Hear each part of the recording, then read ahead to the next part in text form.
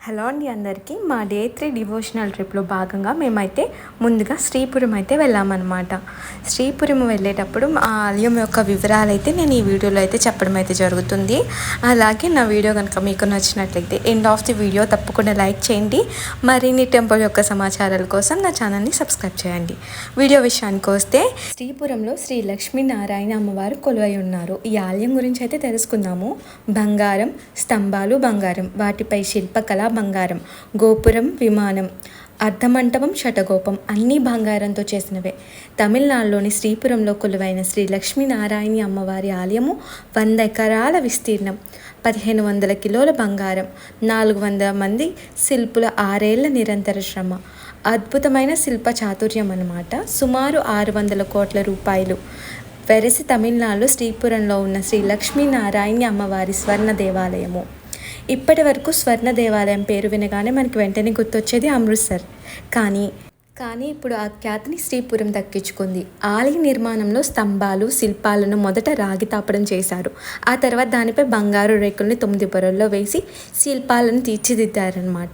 అమ్మవారి విగ్రహాన్ని మాత్రం గ్రానైట్తోనే రూపొందించి బంగారు తొడుగుతో అలంకరించారు. ఇది చెన్నైకి 140 కిలోమీటర్ల దూరంలో వేలూరు సమీపాన శ్రీపురంలో ఈ ఆలయం ఉంది. ప్రారంభంలో ఈ ప్రాంతం తిరుమలై కోడిగా ప్రసిద్ధి. మహాలక్ష్మి ఆలయాన్ని నిర్మించిన తర్వాత శ్రీపురంగా మార్చారు. ఆలయాన్ని చేరుకోవాలంటే సుమారుగా 1.5 కిలోమీటర్ల దూరం ఉన్న నక్షత్రపు ఆకారంలోని మార్గం గుండా వెళ్ళాలి. ఈ మార్గం పొడవునా 2 వైపులా ఉండే గోడలపై భగవద్గీత, ఖురాన్, బైబిల్లోని ప్రవచనాలను రాశారు. వీటన్నిటినీ చదవడం వల్ల భక్తులు తమ అజ్ఞానపు ఆలోచనలు వీడి జ్ఞాన సుగంధంతో బయటకు వెళ్తారని ఆలయ నిర్మాణంలో కీలక పాత్ర వహించిన శక్తి అమ్మ ఉద్దేశం అన్నమాట.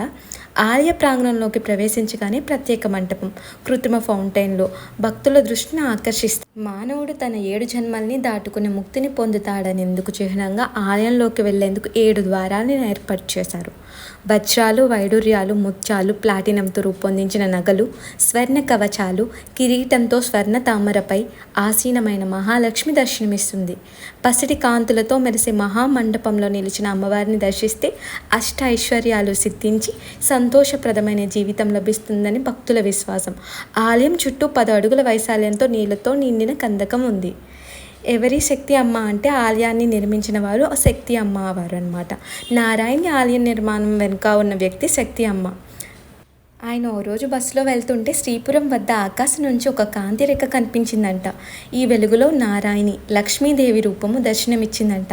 ఆయన అప్పటి నుంచి నారాయణి పీఠంలో అమ్మవారి విగ్రహాన్ని ప్రతిష్ఠించి పూజలు, ఆధ్యాత్మిక ప్రవచనాలు, సేవా కార్యక్రమాలు చేపట్టారు.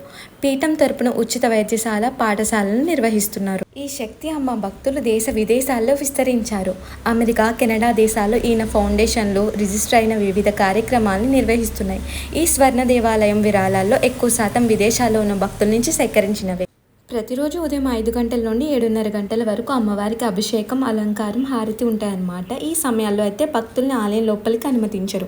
ఉదయం 7:30 నుంచి రాత్రి 8 గంటల వరకు భక్తుల సందర్శనార్థం ఆలయాన్ని తెరిచి ఉంచుతారు. ఎలా వెళ్ళాలి అనే విషయానికి వస్తే చిత్తూరు నుంచి 49 కిలోమీటర్ల దూరంలోను, తిరుపతి నుంచి 134 కిలోమీటర్ల దూరంలోనూ ఉందన్నమాట. రైల్లో అయితే కాట్పాడి రైల్వే స్టేషన్లో దిగి శ్రీపురానికి చేరుకోవచ్చు. చెన్నై విమానాశ్రయం నుంచి 145 కిలోమీటర్ల దూరంలో క్షేత్రం ఉంది. తిరుపతికి వచ్చే భక్తులు సాధారణంగా తిరుపతి తర్వాత కాణిపాకం మీదుగా శ్రీపురం అయితే వచ్చి అమ్మవారి దర్శనాన్ని అయితే చేసుకుంటారు.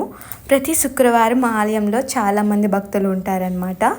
మేము ఇక్కడి నుంచి అయితే అరుణాచలం అయితే వెళ్ళాము.